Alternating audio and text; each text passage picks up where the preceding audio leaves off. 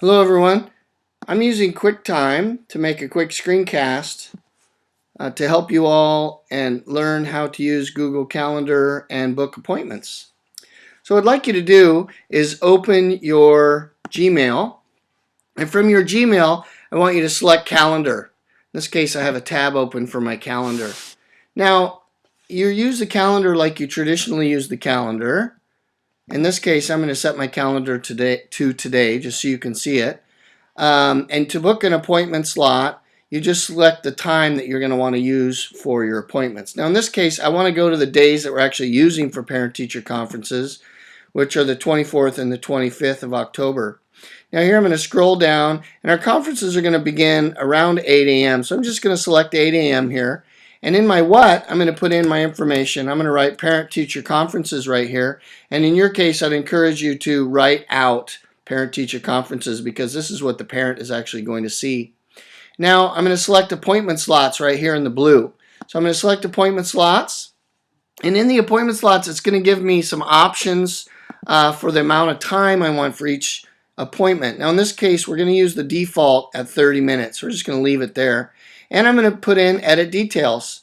Now here's a page that you probably haven't seen before if you've never used if you have not used appointment slots.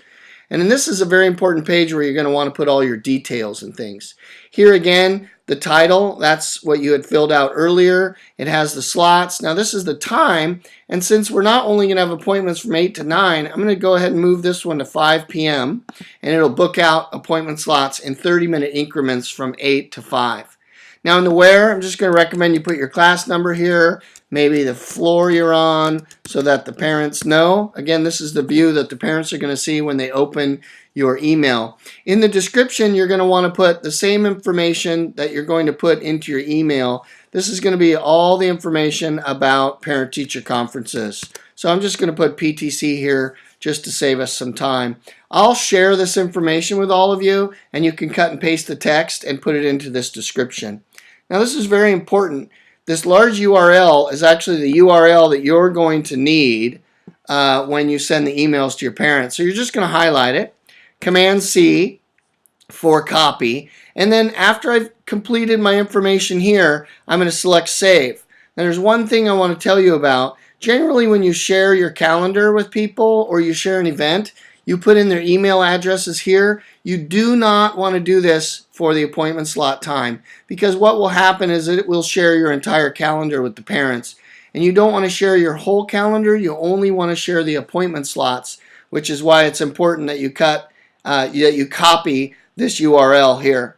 Now I'm going to go to Save, and after I save it, you're going to see that it booked out parent-teacher conferences at 30-minute slots from 8 to 5. Okay, very important. Now this is my view in my calendar. This isn't the view that the parents will have. So let me show you what the parents will look at.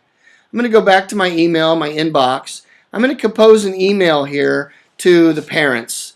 Now I don't recommend that you address all your parents in the to box. I recommend that when you send emails to parents and you're sending it to more than one parent, you use the BCC, because the parents can't see who it's sent to. And not all the parents want to share their email addresses, for example.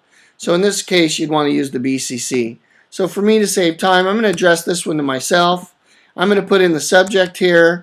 And again, in the body of my email, I'm going to put in all the information about paraconferences, followed by a Command-V, which is that URL that I copied. It's very important because that URL is what parents are actually going to use when they go to select an appointment time. Now I'm going to send it, and since I have my Gmail open, it should pop up here. There it is, parent-teacher conferences. So this is what the parent will get. They open their email. It'll have the body of the text here, which is all the information about conferences, and then you'll probably say, please select the URL at the bottom to choose your time. So let me open it and show you what the parents will get. Now it's a little bit different because we're using my account, and in my account you see everything that's in my calendar. The parents will not see this, so no worries. The parents will only see the appointment slots that you had given them, but they need to go to the correct date. So in this case, they need to advance to the 25th, and you're going to see right here all these teacher conference times are booked in 30-minute increments. Again, these burnt orange things will not show for parents, okay? Now, before you share that URL and send it to parents, I'd recommend that you go ahead and go in here and book out your lunch times. So in this case, I'm going to book out my lunch for an hour.